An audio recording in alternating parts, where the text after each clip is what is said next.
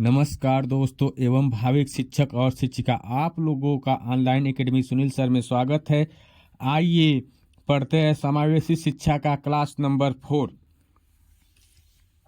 देखते हैं प्रतिभाशाली बालकों की पहचान। प्रतिभाशाली बालकों की पहचान कैसे की जाती है।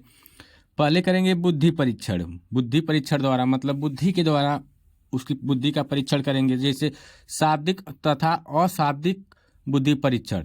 मतलब वो शब्द कैसे बोल रहा है और अशब्द के बारे में जानेंगे, कैसे मतलब वो शब्द कैसे बोल रहा है, ठीक ठाक बोल रहा है कि नहीं।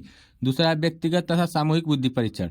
व्यक्तिगत तथा सामूहिक बुद्धि परीक्षण, इसमें क्या होता है, व्यक्तिगत तथा सामूहिक बुद्धि परीक्षण में एक तो अकेले प्रतिभाशाली बालकों से उसका बुद्धि परीक्षण किया जाएगा, और दूसरा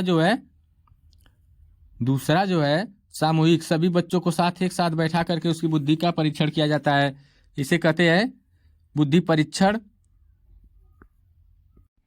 देखते टर्मन के अनुसार वह बालक जो 140 से अधिक बुद्धि लब्धि का है वह प्रतिभाशाली बालकों की श्रेणी में आता है। मतलब जिसकी बुद्धि 140 बुद्धि लब्धि 140 से अधिक है वह प्रतिभाशाली बालकों में आता है। ठीक ना। ये कौन बताए है?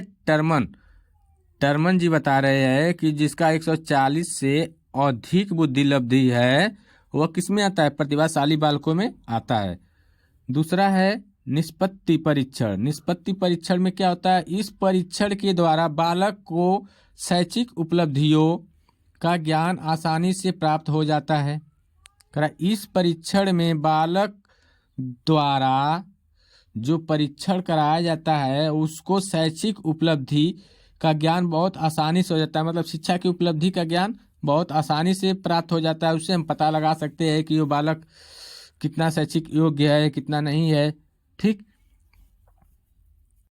अगला है अभिरुचि परीक्षण। मतलब अभिरुचि परीक्षण मतलब वो किस चीजों में रुचि रखता है। यह परीक्षण यह बताता है कि बालक की रुचि किन किन कार्यों में है और वह भविष्य में क्या बनना चाहता है। अभिरुचि परीक्षण में हम प्रतिभाशाली बालकों की अभिरुचि परीक्षण करेंगे तो उससे ये पता चलता है बालक की रुचि किस में है, वह भविष्य में क्या बनना चाहता है। इसके बारे में ये बताया जाता है अभिरुचि परीक्षण में। अगला है संबंधित बालकों की सूचनाएं। इसमें करा इस प्रकार के परीक्षण में प्रतिभाशाली बालकों का पता लगाने के लिए उनके माता पिता, अध्यापक, आसपास पड़ोस के लोगों व उनके मित्रगण से आवश्यक जानकारी ली जाती है। मतलब प्रतिभाशाली बालकों की पहचान करने के लिए हम क्या करते हैं, उनके माता पिता से, अध्यापक से, उनके आसपास पड़ोस से जो लोग होते हैं, उनके जो मित्र होते हैं, उनसे हम क्या कुछ आवश्यक जानकारी प्राप्त करते हैं, जिससे ये पता चलता है कि वो प्रतिभाशाली बालक है। अगला है अवलोकन विधियाँ। 5वां नंबर अवलोकन विधियाँ। अवलोकन विधि द्वारा मतलब उससे ये पता चलेगा कि बालक किस प्रकार का है। उन्हें सभी गुणों का अवलोकन करते हैं, उनके कौन कौन से गुण है उसके बारे में जानकारी प्राप्त होती है। उससे पता लगाया जाता है कि वह बालक प्रतिभाशाली है कि नहीं। अगला है बालकों के गुण के आधार पर पहचान। मतलब बालक का क्या गुण है, कैसा गुण रहता है, उसके आधार पर पहचान करते हैं। बालक का गुण अच्छा है कि खराब है, वह किससे कैसा व्यवहार करता है, उससे पता चलता है।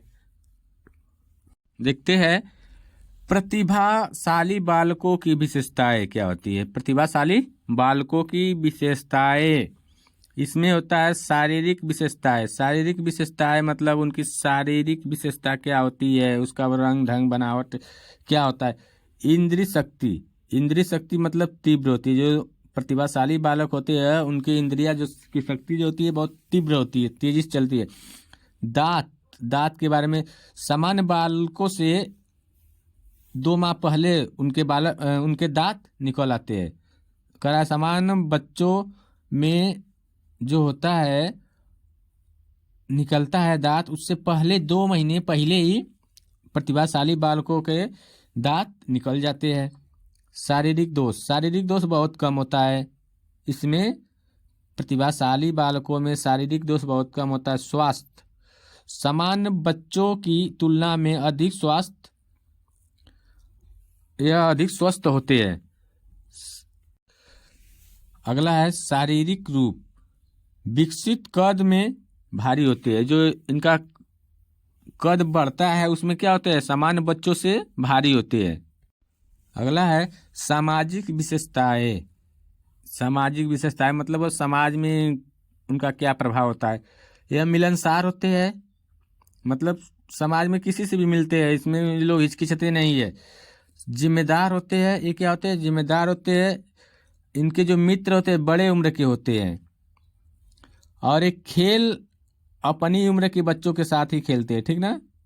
ये जो खेल खेलते हैं अपनी उम्र के बच्चों के साथ खेलते हैं। इनमें नेता का गुण भी होता है। और रुचि साहित्य कार्यों में होता है।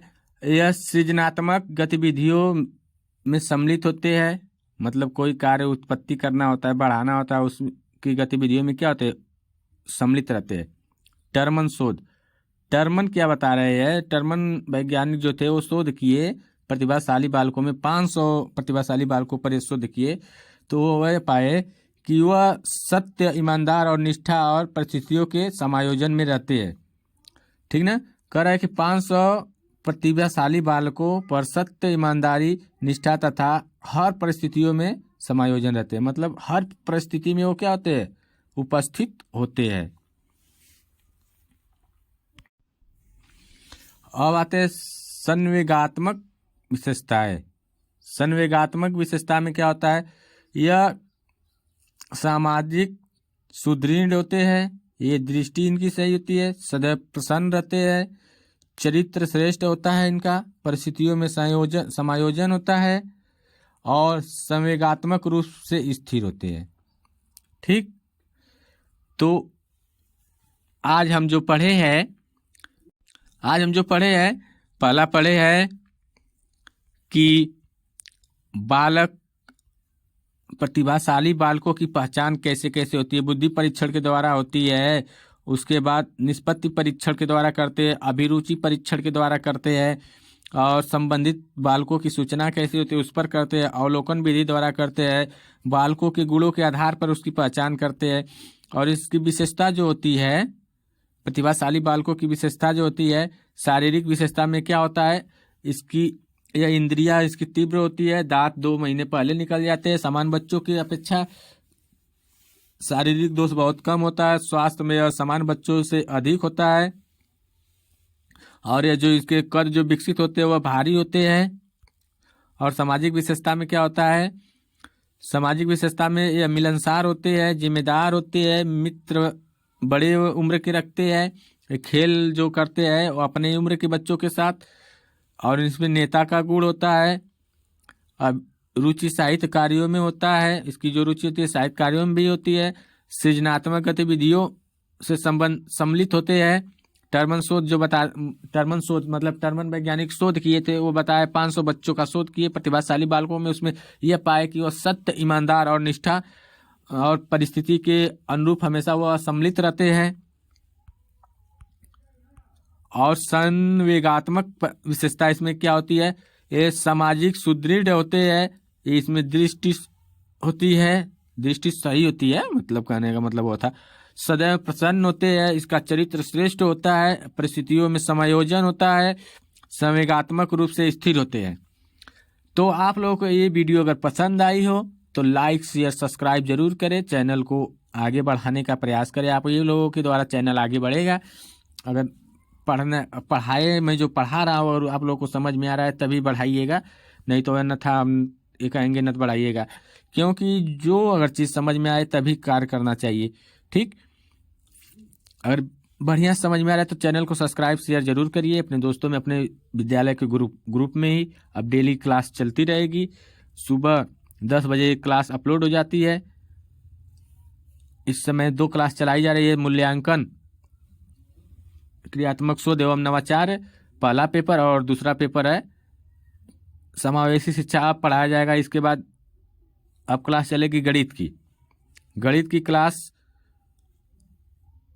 आज कितनी तारीख है? 10 तारीख से गणित की भी क्लास स्टार्ट कर दी जाएगी।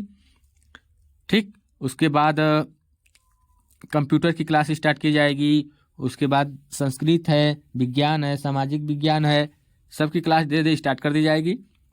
ठीक, तब तक के लिए आप लोग बढ़िया से बढ़िया पढ़ाई करिए। आगे चल के आप लोग ऐसा करिए कि हम शिक्षक बन जाए, ऐसे प्रयास करिए, क्योंकि जब ठान लिया है जो वही करना ही है।